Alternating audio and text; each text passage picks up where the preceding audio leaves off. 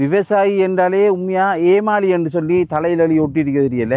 விவசாயியை போட்டு அப்படி ஏமாத்துறாங்க உண்மையாகவே.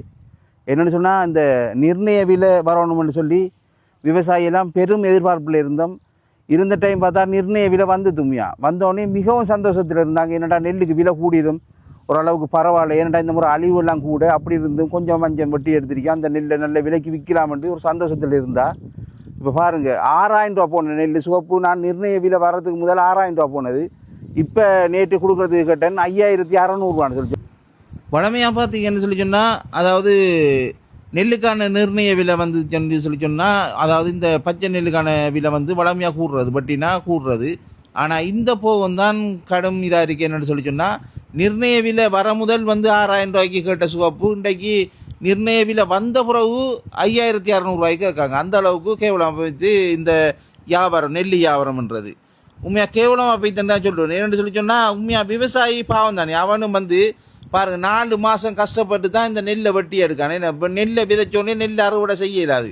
4 மாதமும் கொத்தி இனி விதைச்சி எண்ணெய் அடித்து யானையால் பாதுகாத்து அனர்த்தத்தால் பாதுகாத்து இவ்வளோ கஷ்டப்பட்டு இந்த நெல்லை கொண்டாடுறேன். இந்த நெல் கூடி ஏக்கருக்கு 20 மூணு தான் இந்த முறை விளைஞ்சிருக்கு. அதை எவ்வளவு கொடுத்த அம்மையாக செலவழித்த காசு வரும்னு சொல்லுங்க பார்ப்போம். அப்போ அப்படியெல்லாம் அறிக்கக்குள்ளே கண்ணை முடித்து இப்படி வியாபாரம் பண்ணாதீங்க. அதாவது அரிசிக்கான விலை வந்து இன்னும் குறையில தானே. உங்களுக்கு 220 ரூபா அரிசி விற்கிங்க, 11000 ரூபா 50 கிலோ மூடை வைக்கிங்க, 65 கிலோ நெல் எடுக்கிங்க. அப்படிலாம் இருக்கக்குள்ளே உண்மையாகவே நீங்கள் இந்த நெல்லை எவ்வளவு கொள்வனவு செய்யணும்டா 6800 ரூபாய்க்கு பச்சை நெல் கொள்வனவு செய்யணும். அப்போ தான் அந்த நிர்ணய விலைக்கு சரியான விலை வரும். அதாவது காய வைக்கிற கூலி, காஞ்சா பத்துறது எல்லாம் கழிச்சா கூடி 6800 ரூபாய்க்கு பச்சை நெல் எடுத்தால் தான் சரியாக வரும். போன முறை 7000 ரூபா எடுத்தீங்க, அதே 120 ரூபா விலை இருக்கக்குள்ளே. இந்த முறை கடும் மோசமாக இருக்கும். உண்மையாக விவசாயி கடும் கஷ்டப்பட்டு தான் இந்த முறை அனர்த்தத்தால் இந்த காவல்கள் அது வந்து கடுமையாக கஷ்டப்பட்டு தான் இந்த நெல்லை வட்டி எடுத்திருக்கான். அப்படி கூட நீங்கள் செய்கிறது உண்மையாக நீலண்ட புலியான வேலை.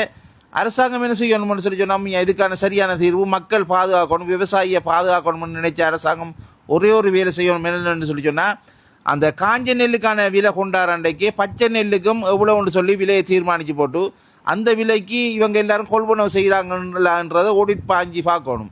அப்படி பாஞ்சி இதஞ்சி பச்சை நெல் குறைய விலைக்கு எடுத்தாங்கண்டா அந்த மில்லுகள் அந்த நிறுவனங்கள் எல்லாத்தையும் சீல் பண்ணணும். அவங்களுக்கு இனி அனுமதியை கொடுக்க போயிடும் வியாபாரத்துக்கு.